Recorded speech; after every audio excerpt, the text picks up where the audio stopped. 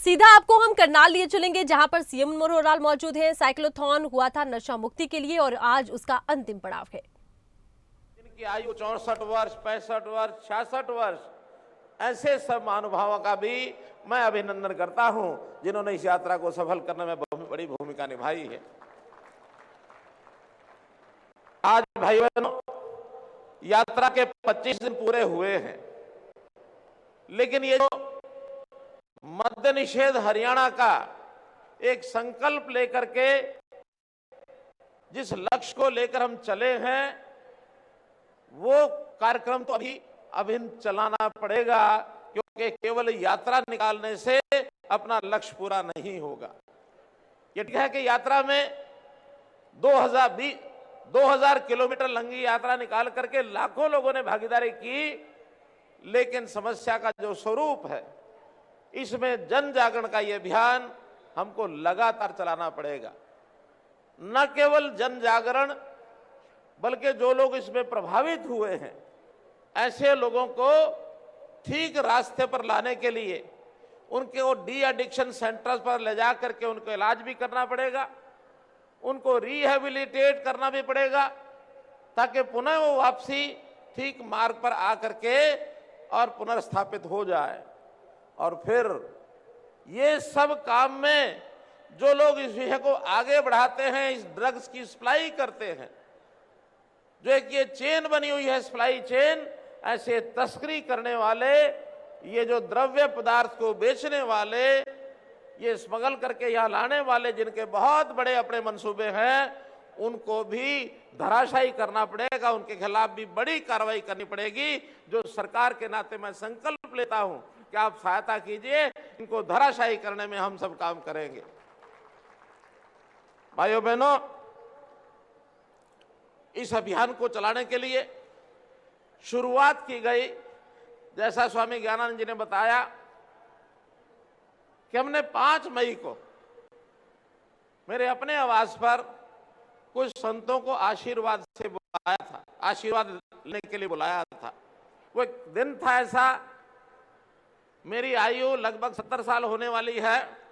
मैंने कभी भी जन्मदिन के नाते कोई ऐसा मन में विचार नहीं किया था कि लोग आए इस संख्या में मैं कोई इकट्ठा कुछ काम करूं। लेकिन जब हमने विचार आया कि आखिर इस दिन को एक संकल्प के रूप में जोड़ना हो, तो संतों के आशीर्वाद से संकल्प लेकर आगे बढ़ना चाहिए। 5 मई से ये संकल्प आप लोगों के सामने मैंने लिया था, आपने आशीर्वाद दिया था, और उसी दिन से इसमें बहुत से संत सन्यासी अपने अपने तरीके से काम कर रहे हैं। उसी का एक हिस्सा ये यात्रा था। उसी को मैं कहता हूं कम से कम 1 वर्ष तक हम पूरे हरियाणा में इस ढंग से आगे बढ़ाएं कि इस लक्ष्य की हम पूर्ति करें। जैसा बताया गया कि आज प्रातःकाल मैंने हरियाणा के साथ साथ हमारा बड़ा भाई पंजाब है, वहां के युवकों की भी चर्चा की थी, क्योंकि ये जो नशे की लत है, इसकी कोई प्रांतीय सीमाएं नहीं होती। ये एक ऐसी बुराई है, ये ऐसा रोग है जो एक साइड से जब चलता है तो बिना किसी बाधा के ये आगे बढ़ता चला जाता है। तो हमारा पंजाब बहुत ज्यादा प्रभावित हो चुका है। हम पंजाबी अपने सब बेटों से, अपने वहां की जनता से और निवेदन करते हैं कि वहां भी इसमें अपनी भूमिका निभा करके इस नशे जैसा ये जो भयंकर विष रूपी बेल है, इसको खत्म करने के लिए कार्य करें। हम भी सहयोग के लिए कोई सहायता हमारी चाहिए तो हम सहायता करने के लिए तैयार हैं, क्योंकि यदि किसी भी प्रदेश का युवा इसमें से मैंने बाहर नहीं निकाला, तो उसका अपना व्यक्ति का तो एक प्रकार से श्रृंखलन होता ही है, परिवार को भी हानि होती है, और परिवार ही नहीं समाज भी इससे प्रभावित होता है। तो हमें अपने समाज के भविष्य को और ठीक से बनाए रखने के लिए इस प्रकार के काम में आगे बढ़ना पड़ेगा। हमें इन युवाओं को किसी न किसी विधा में व्यस्त भी करना होगा। हरियाणा खेलों की धरती है।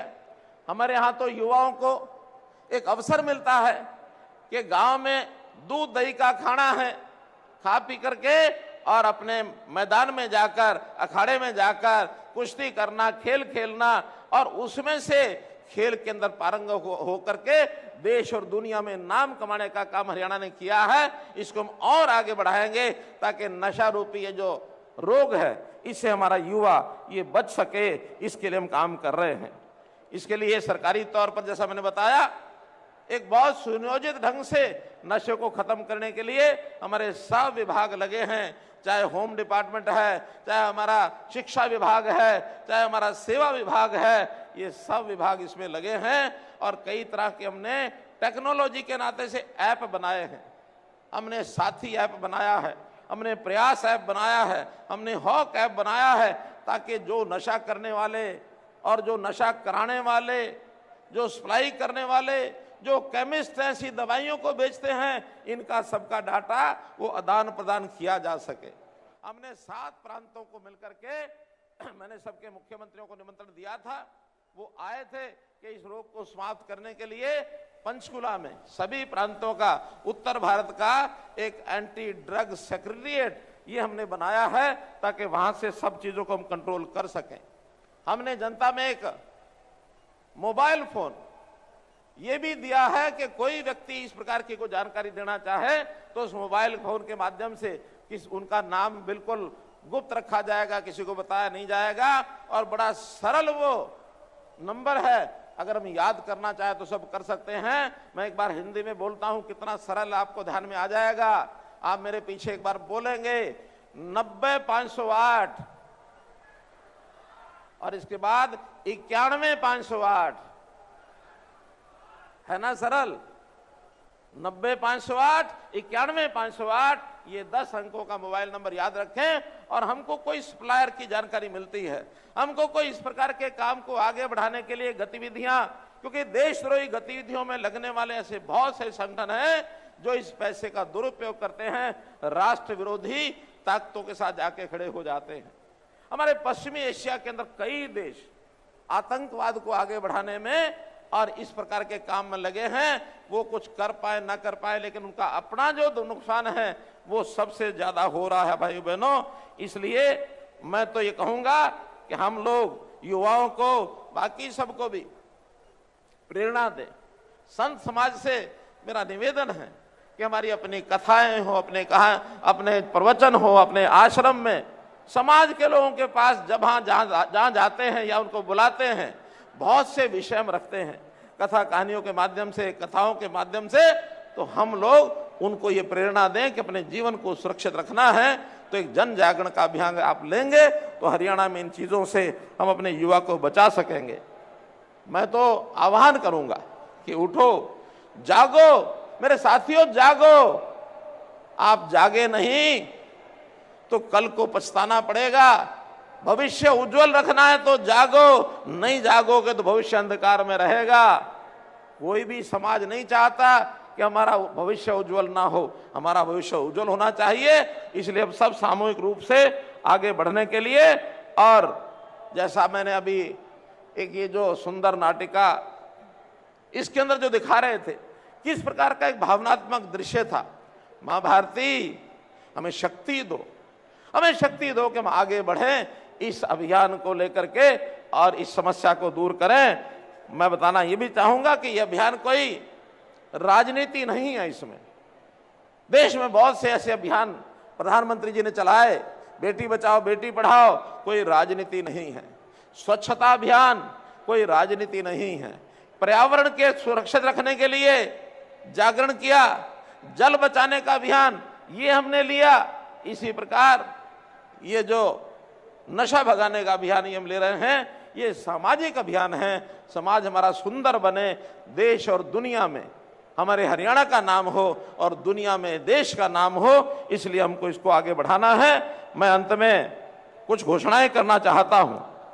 उन घोषणाओं के माध्यम से,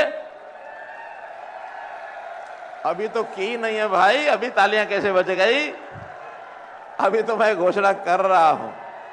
ये जो साथी हमारे लगातार पुलिस विभाग के, लगता है आपने बता दिया है इनको, ऐसा नहीं।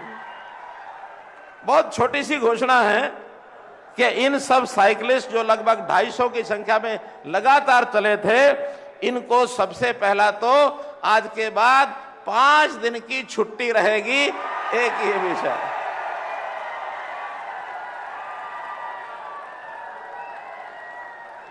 और इसी प्रकार हमारे डीजीपी साहब आपको एक क्लास 1 का सर्टिफिकेट भी देंगे कि आपने एक अभियान चलाया है। ये मैं एक सामाजिक घोषणा और करता हूं। अभी हमने देखा है कि आजकल व्यवसाय के तौर पर ऐसे स्थानों पर जो होटल हैं, खाने पीने की जगह हैं, मनोरंजन के स्थान हैं, वहां पर ये जो नशा करने के लिए हुक्का बार चलाए जाते हैं। अभी कुछ प्रदेशों ने उस पर प्रतिबंध लगाया है और मैं आज घोषणा करता हूं कि हाँ, इन नशे वाले जितने भी व्यावसायिक हुक्का बार हैं, इनके ऊपर हरियाणा में प्रतिबंध लगाया जाएगा। एक विशेष बात जो हमें ध्यान रखनी चाहिए, हम हरियाणा के प्राचीन संस्कृति के लोग भी हैं। ये जो गांव में परंपरागत हुक्के होते हैं, जो गांव के अंदर बहुत सामान्य तौर पर अपने चौपाड़ में, अपने चारपाई पर बैठकर, मुड्डे पर बैठकर हमारे बुजुर्ग जो हुक्का पीते हैं, उसके ऊपर यह लागू नहीं होगा, क्योंकि ये भी बहुत जरूरी है। वरना कल को ये हो जाएगा, लो जी, हमारे बुजुर्ग जो हुक्के पर बैठते थे परंपरागत, यहां तो मंच पर भी कोई अगर किसी को देना होता है मोमेंटो देने के लिए हुक्का लाके पकड़ाते हैं। हुक्का माने जो इसका दुरुपयोग करते हैं, जो इसमें नशे की चीजें डाल करके और युवकों को खराब करते हैं। तो ऐसे व्यावसायिक स्थानों के इस हुक्का बार के ऊपर पूर्ण प्रतिबंध लगाने के लिए, और ये मैं घोषणा करता हूं। ऐसे ही जैसे हमने साइकिल चलाया, मैंने स्वयं भी बीच बीच में कुछ जगह पर साइकिल चलाने का थोड़ा एक प्रदर्शन किया, लेकिन जवानी में साइकिल बहुत चलाया है। जो साइकिल चलाएगा, खास करके युवा वर्ग के लोग, स्वास्थ्य ठीक रहेगा, बीमारियों से दूर रहेंगे। और भाई कहीं एक जगह से दूसरी जगह आने के लिए स्कूटर, कार के लिए जो पेट्रोल खर्चते हैं, वो पेट्रोल की भी बचत होगी। इसलिए साइकिल चलाने का अभ्यास कैसे आगे बढ़े, इसके लिए घोषणा करता हूं कि हमारा जो HSVP डिपार्टमेंट है, वो मकान बना के बेचता है। तो घोषणा करता हूं कि चाहे HSVP डिपार्टमेंट हो और चाहे कोई बिल्डर लाइसेंस लेके मकान बनाता है और वो मकान बेचता है, मकान बेचेगा, पैसे लेगा, सब करेंगे, लेकिन साथ में मकान की रजिस्ट्री के साथ उस घर के लिए एक साइकिल भेंट करेंगे। ये भी एक योजना में बता रहा हूं। साइकिलों का प्रचलन बढ़ना चाहिए, खास करके जिन कॉलोनियों में नई जगह पर हम ट्रैक बना सकते हैं, वहां बनाने चाहिए।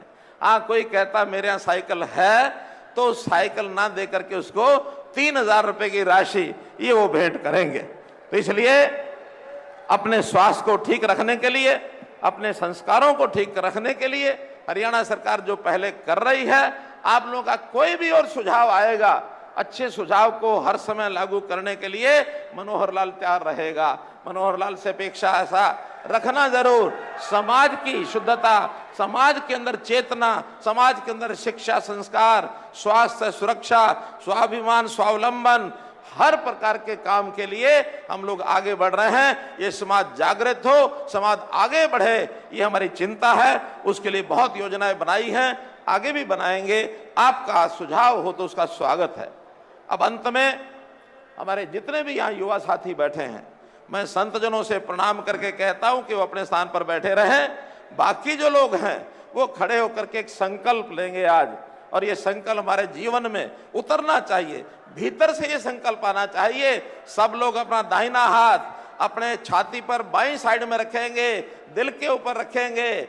हम हाथ सामने करके नहीं, बल्कि बाईं और अपना जो दिल होता है छाती में, उस दिल के ऊपर हाथ रख करके एक संकल्प लेंगे, मेरे पीछे बोलेंगे।